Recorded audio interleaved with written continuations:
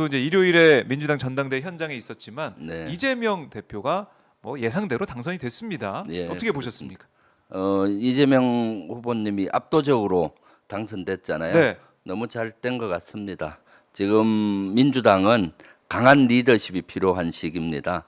그런데 강한 리더십을 갖춘 이재명 후보님이 또 네.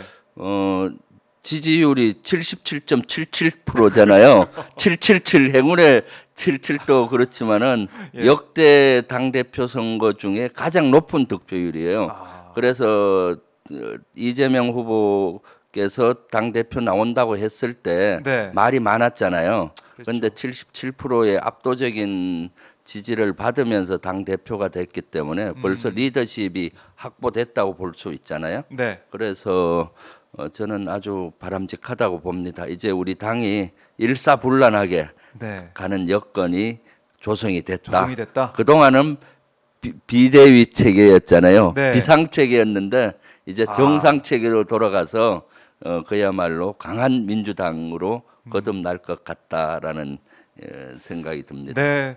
자, 이렇게 이재명 대표 그다음에 5명의 최고위원들이 선출이 돼서 말씀하신 네. 것처럼 이제 당 지도부가 진용을 갖추게 됐습니다. 이재명 대표에게 바라는 거 이런 네. 게 좀 있다면 어떤 게 예. 있을까요? 이재명 대표님이 당선이 돼서 네. 사실 어저께 제가 조언을 드린 게 있어요.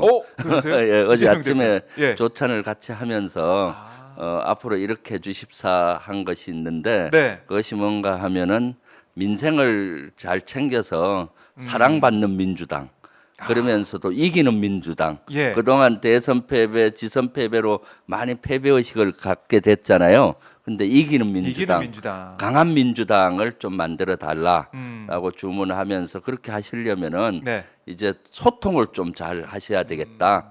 당 지도부와 네. 국회의원 또 당원들 국민과 소통을 좀 잘해서 하고 그다음에 이제 민주당이 이제 야당이 됐잖아요. 네. 그동안 여당을 하다 보니까 여당에서 야당으로 전환되는데 아직 야성이 안 살아나고 있다.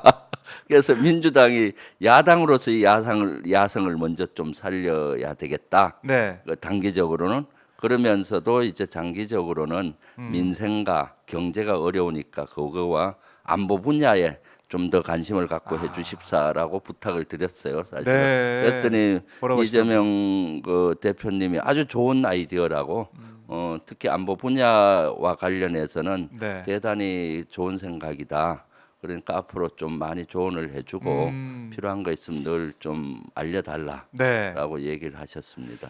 김병주 네. 의원이 계속해서 옆에서 조언을 해주고 네. 또 국방이 같이 있으니까 안보적인 국방적인 문제에 대해서 잘 말씀을 드리다 보면 그게 또 반영도 잘 될 것 같고요. 예, 결국 민주당 내 뭐 다른 뭐 정책도 있겠지만 국방 정책이나 안보 정책, 외교 안보 여기에 대해서는 좀 믿음직스럽다 이런 생각도 들 것 같아요. 네. 네, 아마 같이 시청자분들이 열심히 도와서 네, 강한 민주당, 이기는 민주당, 사랑받는 민주당을 만들어내야 되겠죠. 네 예. 기대를 해 보겠습니다. 예, 그리고 이렇게 이제 지도부 선출이 됐지만은 그동안 이 지도부 선출까지 달려오는 그 과정 네, 이게 쉽지가 않은 과정이었잖아요. 네, 그렇습니다. 우상호 비대위원장 이제 네. 임기 임무를 마무리하고 이제 네. 물러났는데 어떻게 보셨습니까 옆에서? 우상호 네. 비대위원장님 아주 잘하셨습니다. 음. 사실 우리가 대선 패배하고 특히 지방선거 패배하고 대단히 혼란한 시기를 우리 당이 맞이했었습니다. 네. 이때 우상호 위원장이 비대위원장을 맡아서 잘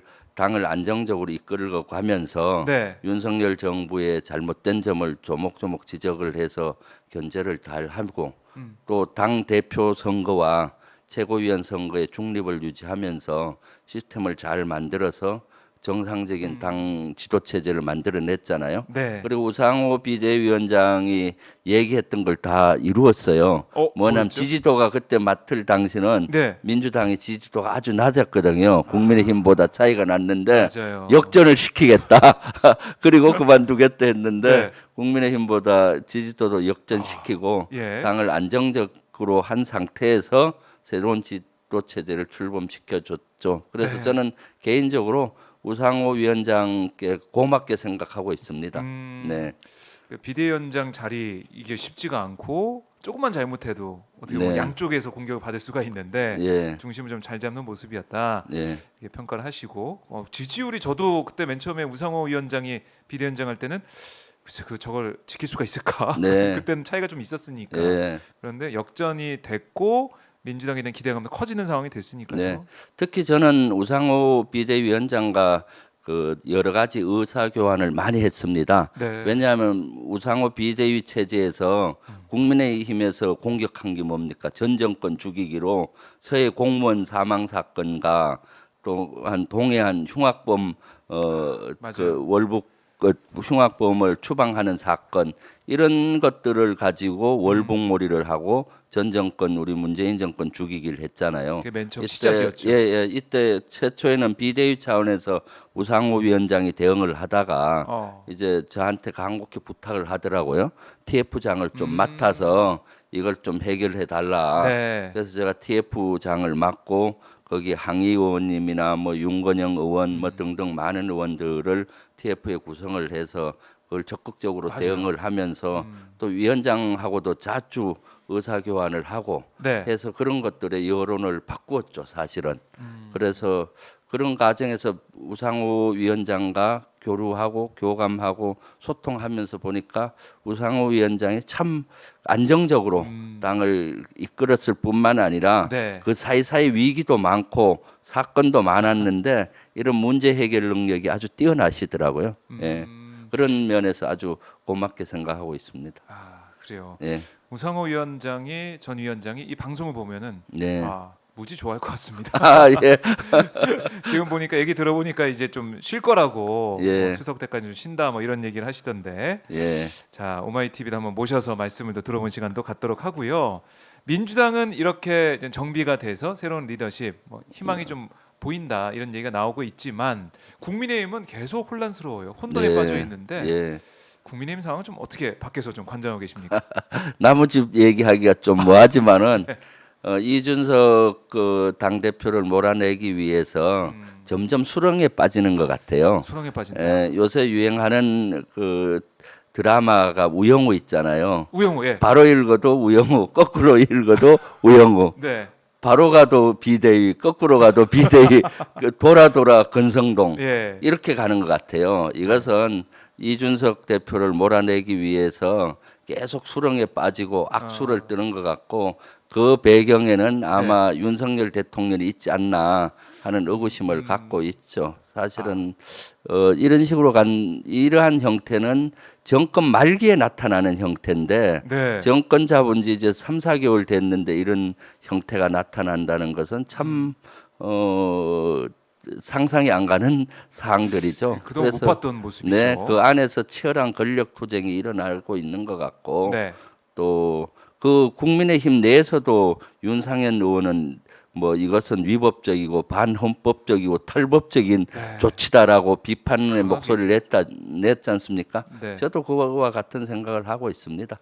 나무집 얘기 이 정도만 하는 게 좋을 것 같아요. 너무 네. 깊게 들어가는 건 좀 예의가 아닐 것 같아서. 그렇습니다. 아마 이제 저희 시청자분들 국민들이 네. 파악을 하고 판단을 하고 계실 것 같아요. 예. 이 정도로 마무리해 보는데 이게 이제 민주당과 국민의힘이 이제 비교가 되는 지점이 될 수 그렇죠. 있는 거죠. 네. 리더십 부분이니까 예. 이런 게 있고 그리고 이제 대통령실 같은 경우도 지금 뭔가 좀 변화를 하려고 하고 있습니다. 네. 비서진을 참모진을 좀 교체하는 모습, 뭐 정부 비서관 1, 2비서관이 한꺼번에 교체가 되기도 했고 네. 시민사회 수석실도 좀 피바람이 불고 있는데 이런 모습은 좀 어떻게 보십니까? 네. 이것도 사실은 지금 대통령 취임한 지 3, 4개월 만에 이런 것들은 역대 없었죠. 지금 최근에 비서관 행정관들이 한 10명 이상 네, 물러난 것 행정관까지 같고 하면은, 예. 앞으로 한 80명 정도 집중 관리 대상으로 해서 네. 검토하고 있다라고 언론에서 봤어요. 그럼 80명 정도면은 대통령실에 420명이니까 20%거든요. 그러네요. 5명 중에 1명을 문제가 있어서 집중 검토하고 네. 앞으로 어느 정도는 물러나게 할지는 모르겠지만은 상당한 수가 되겠죠. 이것은 인사 실패를 인정하는 것이라고 봐요. 초기에 어. 3, 4개월 만에 이렇게 인사 교체하는 건 그야말로 인사 실패죠. 그러니까 대통령실은 가장 우수하고 청년 결백한 사람을 채용을 해야 되는데 네. 아는 사람 또는 뭐 청탁 받은 사람 또는 뭐 대통령 선거에 기여한 사람 뭐 등등 해서 채용을 하다 보니까 네. 여러 가지 또 비리 있는 사람 또 뭐 이런 사람들이 문제가 발생하고 있지 않습니까? 그렇죠. 그래서 이런 것들을 인정하는 것 같은데 네. 가장 큰 문제는 여기에 책임을 지겠다는 사람이 아무도 없어요. 아. 대통령실 구성하는 데서는 인사비서관실이나 공직기강 비서관실 또 네. 법무부에 보면은 검증단도 있잖아요. 네, 네. 그런데도 아무도 책임을 진다는 사람이 없는 것이 그렇네요. 가장 큰 문제 중에 하나고 음. 두 번째 문제는 이 집중 대상자 중에 검찰은 없어요. 검찰 출신들은. 다 이제 그래서 정치권에 있던 그래 사람들. 정치권에 있는 사람이라든가 뭐 이런 그런 사람이니까 네. 언론에서도 윤핵관에서 검핵관으로 바뀌어가고 있다라고 이렇게 예. 언론에서 많이 비교하잖아요. 비유하고 아마 그 대통령실 내에서도 치열하게 네. 이렇게 권력 투쟁이 이루어지지 않나 하는 생각을 하고 있습니다. 아. 결국은 이 모든 거의 책임은 네. 저는 윤석열 대통령의 리더십이라고 봐요. 문제라고 보죠. 네. 인사를 최종 결정하는 거는 대통령이잖아요. 그렇죠. 그러니까 이런 것들이 있으면 사과를 하고 음. 또 제대로 된 개혁을 해야 되는 것인데 인사쇄신을 그럼 지금 국민들이 가장 우려하는 지점이 뭡니까? 네. 검찰 출신들을 인사에 떼거 기용한 거에 대해서 우려하잖아요. 그럼 네. 검찰 출신 그런 사람들을 정리를 해야 되는 것인데 네, 네. 지금 엉뚱한 방향으로 가고 있는 것 같아요. 그래서 아. 인사쇄신한다고 저렇게 하지만은 성공하기가 쉽지가 않다. 쉽지 성공하려면 대통령 스스로가 네. 사과하고 또 스스로 업무 태도를 바꾸고 그리고 자기 최측근들인 검찰 출신이라든가 네. 아는 사람 대통령 뭐 지인 찬스 이런 것들부터 정리를 해야 국민으로부터 인사쇄신에 대한 신뢰를 받을 텐데 네. 그렇지가 않는 것 같아요. 아, 그게 좀 안 돼 있고 근본적인 네. 그런 지금 상황에 대한 입장 표명이나 이런 게 좀 전제가 돼야 되는데 그게 안 된다. 겉에 있는 네, 눈에 좀 그렇죠. 보이는 것만 어떻게 수습하려는 그런 게 아니냐 이런 말씀이신데 자 인사 문제는 앞으로 또 어떻게 진행되는지 추석 연휴 뭐 전후까지 보도록 하고요.